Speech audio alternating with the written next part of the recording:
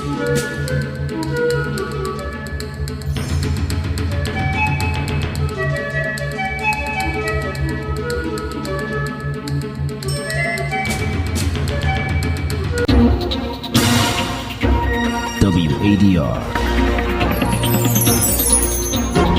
promoting dialogue. It's midday in Dakar and Lome, 1 p.m. in Lagos. Good afternoon and welcome to Newslink here on West Africa Democracy Radio, broadcasting on 94.9 FM and around the world on WADR.org. In the news this afternoon, the Association of Victims of Torture in Togo condemns arrest after June 6 protest against right abuses. We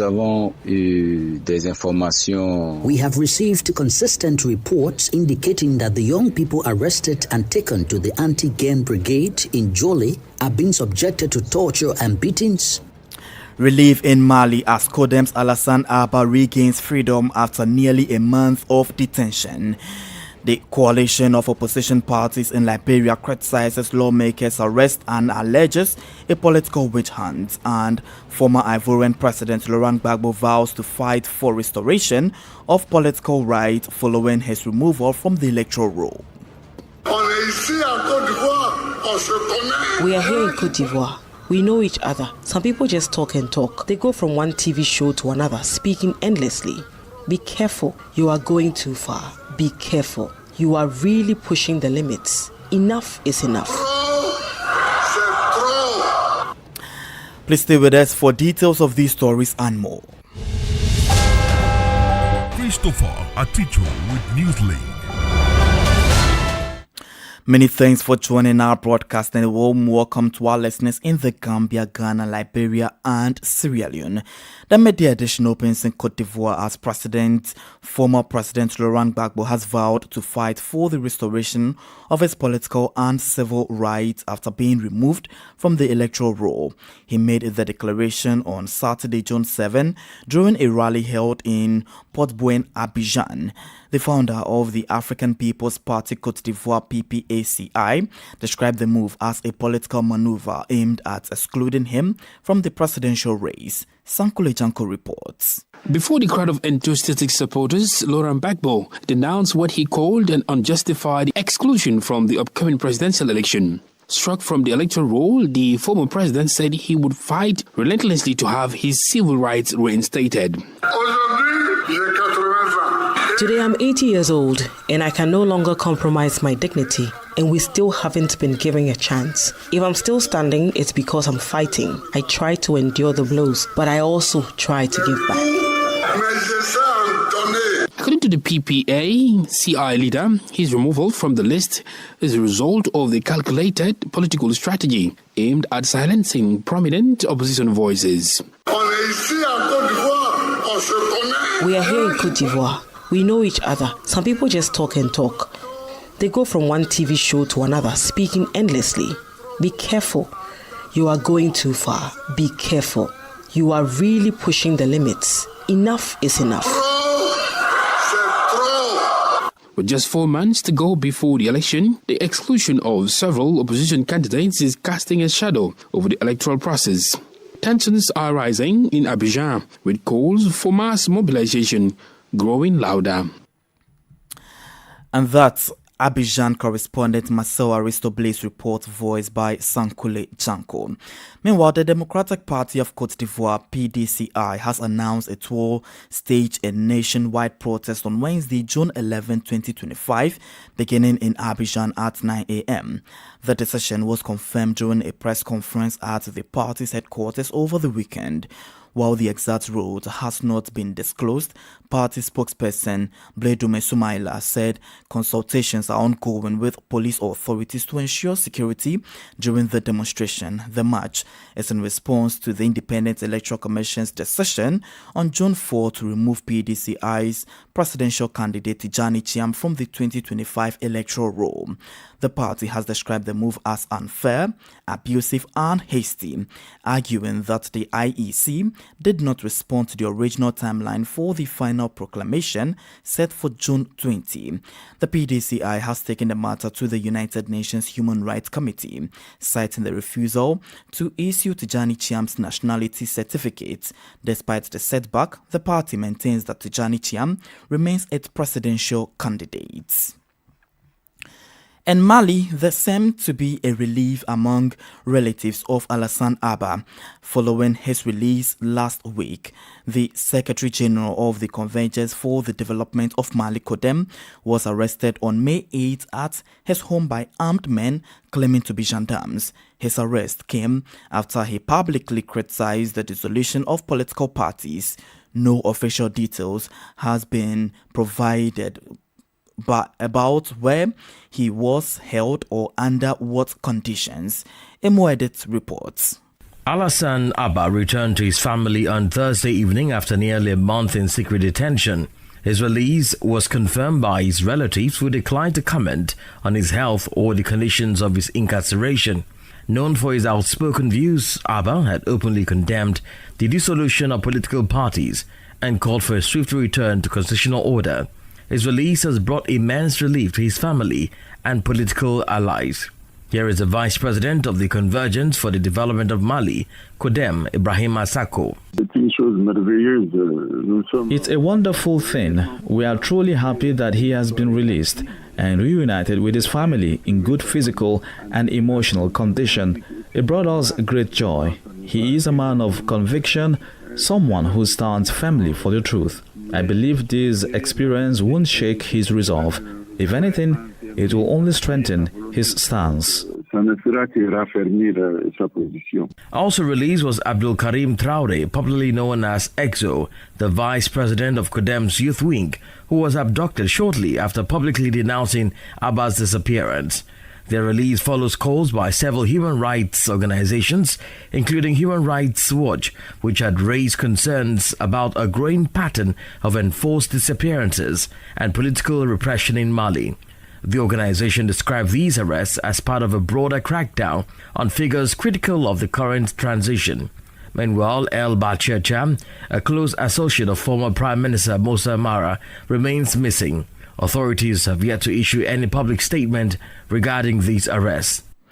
Emoedit with that report filed by WADR's Bamako correspondent Alio Chiam.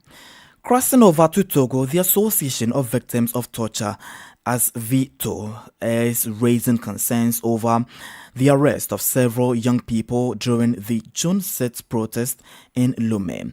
The demonstration was to denounce the arrest of famous artist Amron and draw attention to the state of governance in Togo. The situation has sparked both worry and outrage within the association. Abdullahi Hassan has the details. According to the Association of Victims of Torture in Togo, OSIWA, many of the youth detained during the demonstrations have been subjected to beatings and abuse. Here is Kao Acholi, president of OSIWA. We have received consistent reports indicating that the young people arrested and taken to the anti-gang brigade in Joli are being subjected to torture and beatings, along with other unacceptable forms of abuse. We are currently conducting investigations and continue to receive a large volume of related information. In response, we are organizing efforts to put an end to these violations against the demonstrators who posed no threat to anyone. In response, OSIWA is calling on both national and international organizations to break their silence, specifically urging the National Human Rights Commission and UNDP office in Togo to take action. Once again, Kao Achalo speaks. Since 2018, the National Human Rights Commission has operated on a new legal framework that established the national mechanisms for the prevention of torture. This law was intended to grant the Commission greater independence and specific powers to prevent torture when completely co-opted by those in power, and now merely serves to cover up acts of torture and protect the perpetrators. The UNDP remains one of the National Human Rights Commission main partners. A few years ago, expert de Monaco visited Togo to assess the work of the newly restructured commission. Sadly, there has been little to no progress. If anything, the situation appears to be deteriorating. Among those arrested are student leaders, civic activists, political figures, and content creators. The protest was aimed at denouncing the arrest of activist Amron and drawing attention to poor governance in the country. A report by WADR's CV Wadr and voiced by Abdullah Hassan. More stories coming up on West Africa Democracy Radio. Newslink continues. In Ghana, the Commissioner of the Commission on Human Rights and Administrative Justice, SHRAJ, Dr. Joseph Wetao, is urging stronger collaboration between national institutions, international organizations, and governments in the ongoing fight against corruption. Speaking at a high-level conference organized by the African Union Advisory Board Against Corruption, focused on Ghana's anti-corruption framework, Dr. Wetao stressed that without coordinated efforts and genuine political will, the battle against corruption will remain an uphill task. No one regional bloc can successfully fight corruption. It will be a 9-day wonder. There is therefore the need for mutual respect and cooperation domestically, regionally, and internationally at the heart of the anti-corruption fight. 3 days ago, I had the privilege of addressing the Commonwealth Caribbean Association of Anti-Corruption Agencies and Integrity Commissions, and I used the occasion to speak on the importance of synergy that should exist between national, regional, and international bodies in the fight against corruption. This synergy allows us for, 1, information sharing and joint operations between agencies with shared jurisdictional frameworks in real time. Again, it allows us to share tools, platforms, and reduction in duplication of efforts, enhanced detection and investigation of crimes, improved public-private sector and civil society coordination, strengthen institutional integrity and reputation, capacity building and technical assistance, and finally, harmonize regulatory standards. And that's Ghana's Commissioner for Human Rights and Administrative Justice, SHRAJ, Dr. Joseph Wetao. In Liberia, a coalition of opposition parties in the country have strongly condemned the detention of former President Jonathan Fonati, former Speaker Jonathan Fonati Kofa, and 3 other lawmakers, demanding their immediate release. The group, which includes the Alternative National Congress ANC, the Congress for Democratic Change CDC, Movement for Economic Empowerment MOVE, and Citizens Movement for Change CMC, alleges that the arrests are politically motivated and are part of a broader effort to silence dissent. They liken the move to a darker chapter in Liberia's history marked by judicial manipulation and political repression. The lawmakers are accused of involvement in December 2024 arson attack on the Liberian legislature. As Abraham Parker reports, the lawmakers will appear before the Supreme Court today. The former Speaker of the Liberian legislature, Jonathan Fonati Kofa, along with 3 other lawmakers, was detained at the Monrovia Central Prison on Saturday evening. Authorities accused them of being connected to an arson attack on the legislature in December 2024. However, a coalition of opposition parties, including the AMC, CDC, MOVE, and CMC, has condemned the arrest, calling them politically motivated and a threat to Liberia's democracy. They argued that summoning and detaining the lawmakers who have already been barred from leaving the country undermines the rule of law, especially when there is no evidence they pose a flat risk. Alexander Cummings, political leader of the Alternative National Congress, insisted the lawmakers are being unfairly treated and targeted for their political stems rather than any credible evidence of wrongdoing. Chairman of the former ruling CDC, Janka Ko, who was jailed and later released on Saturday evening, cautioned that failing to address the situation could incite public discontent. And we want to warn President Wadr and his government that the peace and stability of the country is not contingent upon the arms the police is carrying or even the army. The peace of the country is guaranteed by the civility of the population. Former Vice President Joel Howard Taylor has called for an impartial investigation into the allegations. As the accused lawmakers spent their second night at the Monrovia Central Prison, they are expected to appear in court on Monday. For Newslink on WADR, Abraham Parker, Monrovia. The federal government of Nigeria has reaffirmed its dedication to combating climate change and restoring degraded lands in the country's semi-arid regions. The major step was taken recently with the validation of key environmental plans under the Agro-Climate Resilience in Semi-Arid Landscape Projects.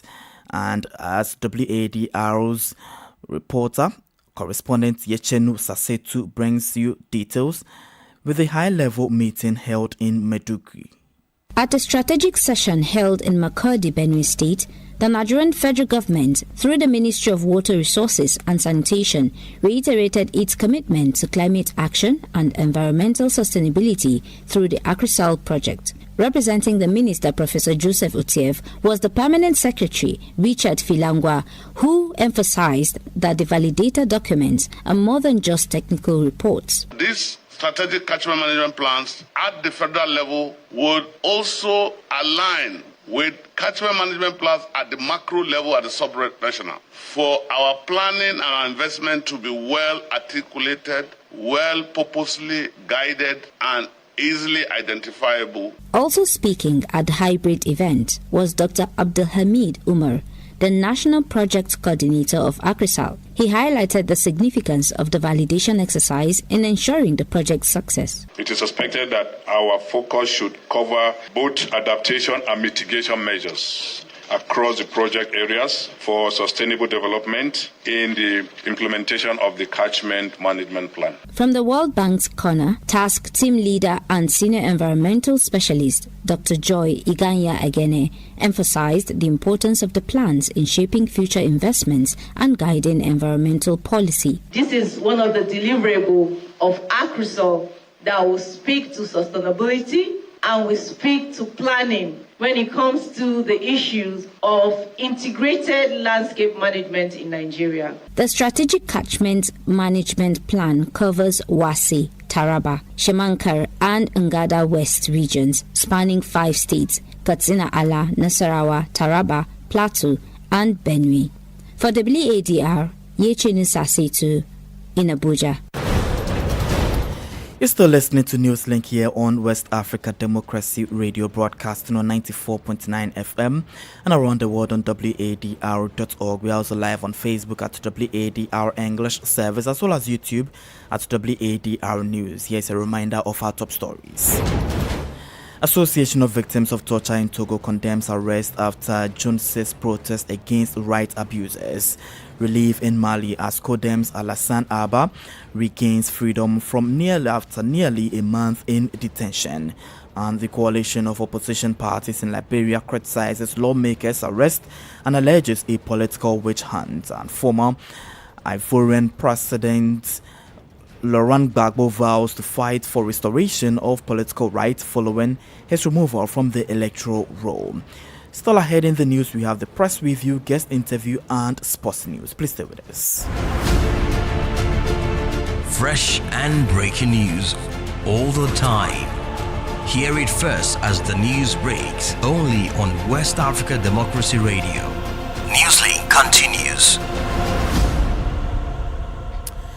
Back here in Senegal, the armed forces have once again dismantled an illegal gold mining site in the eastern part of the country. The announcement was made over the weekend by the Directorate of Information and Public Relations of the Armed Forces. We'll bring you this particular inset in our later bulletin. This is the Newspaper Review. Stay abreast and find out what the top stories are in your country. This is the Newspaper Review. The Newspaper Review.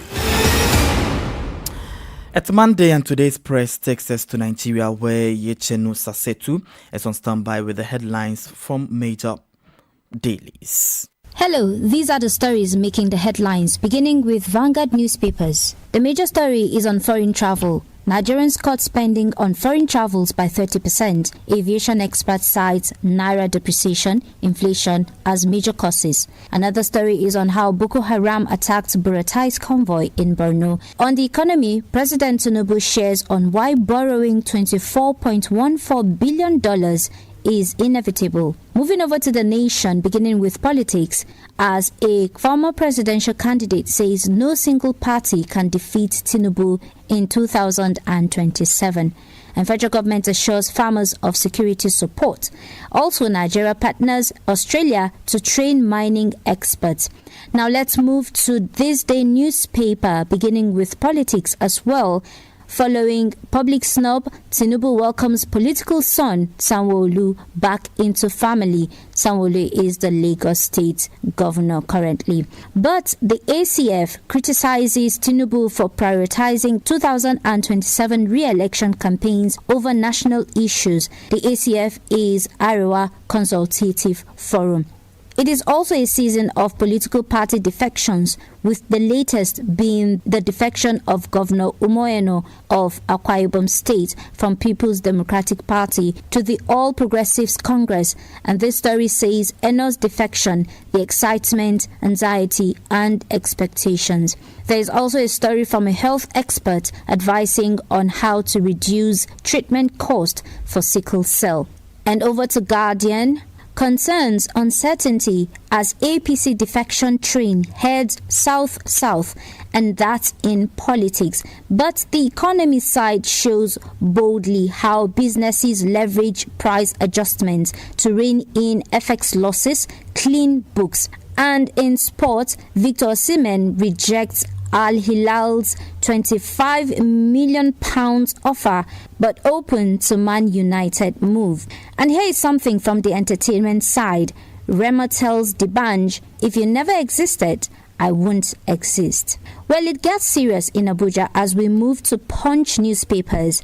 34 embassies risk closure Tuesday because of ground rent spanning 11 years. In the economy section, Dangote refinery should sell petrol below 800 naira per litre, and this is from oil marketers. Well, not good news for Nigerians as distribution companies raise bills 107% despite poor power, but naira to stabilize at 1,600 naira to 1,650 naira per dollar. We end this with hope for girls as NGO donates over 2,000 sanitary pads to 500 emo girls. And that's it on Press Review. Back to the studio.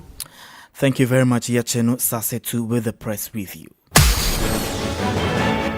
Politics, analysis on major news, social matters, and all.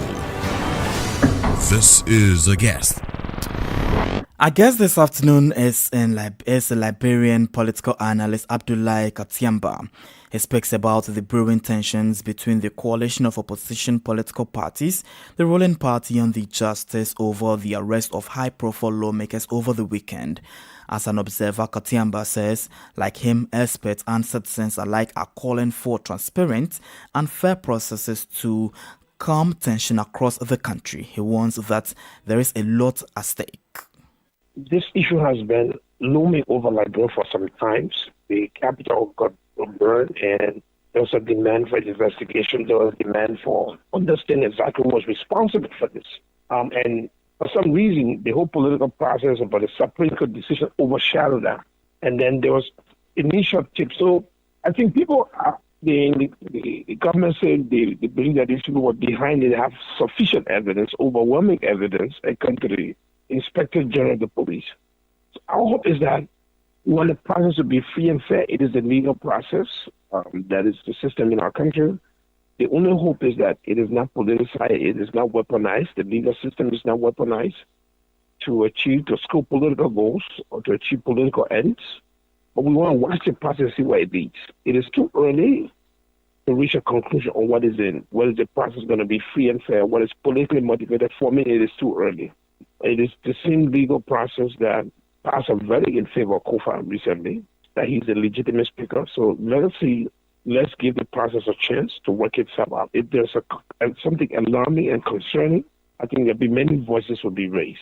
The coalition of opposition political parties in Liberia has already raised concerns and said that the whole process is nothing but a political witch hunt.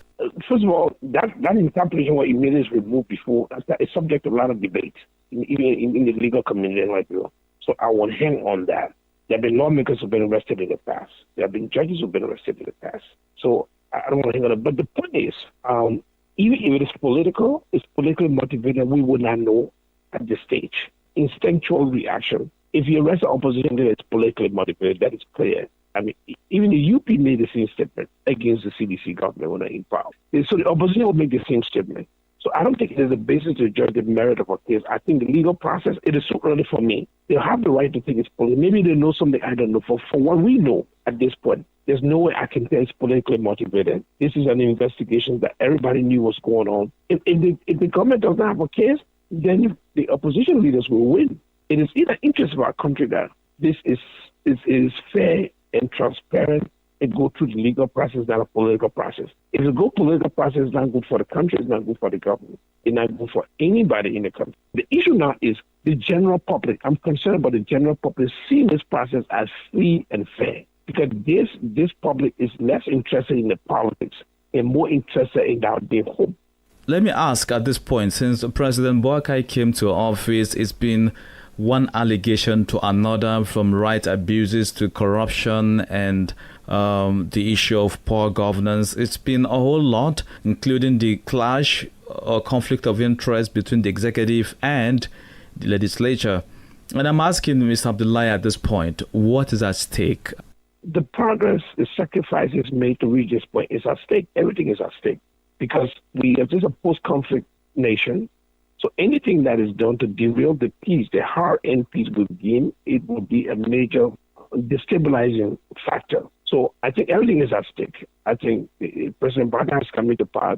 They've struggled with so many things. There's a lot of missteps, a lot of errors, but there are also a lot of good things. It is a fair assessment to say yes, they've been made some progress on a lot of fronts. Liberia just won a seat on the non-permanent status at the UN. That is a good news. There have been some progress on roads in the country. That's a good news. But there have been a lot of corruptions, disturbing number of corruptions in the country that I'm a little bit concerned about, And also just the stalemate in the House, the way the process was pursued. And I think the removal of Kofa, in my view, was illegal from the first start. Later on, he resigned, but I think initially I feel, honestly, I feel it was not the right thing. It was not. When pro-government supporters adopted a wrong approach, and I think undermined the credibility of the government in some areas. So I think it's a huge, we need a shift, a paradigm shift in their governance strategy. Abdullahi Katiamba is a Liberian political analyst. And in sports this afternoon, Portugal beat longtime rivals Spain 5-3 on penalties to clinch their second UEFA Nations League title. Portugal twice went behind in regulation time, but twice fought back to level the scores. Cristiano Ronaldo scored the second equalizer before being subbed off with crumbs in extra time. This was also Portugal's manager Roberto Martinez's first international trophy, and Portugal becomes the very first country in 2 times winner of the Nations League launched in 2018. And the current win becomes the country's 3rd title, along with Euro 2016. And that's it for sports this afternoon. And we have come to the end of this edition of Newslink here on West Africa Democracy Radio, broadcasting on 94.9 FM from Dakar, Senegal. Thank you for listening, and many thanks to Mustafa Sek and Seconde for the technical assistance. Do interact with us via our social media platforms, X, formerly Twitter, Instagram at WADR News, and on Facebook at WADR English Service. Coming up at the bottom of the hour is WADR's health program and English Well Body with Imo Edit. And at the top of the hour, the second edition of Info Shivu with Demba Ama and will come your way. I am Christopher Ticho. Good afternoon and enjoy the rest of our broadcasts. And many thanks to you for listening to Newslink via Hot 104.3 FM, New Me FM 94.0, Hilltop Radio 104.7 FM, and Veritas Radio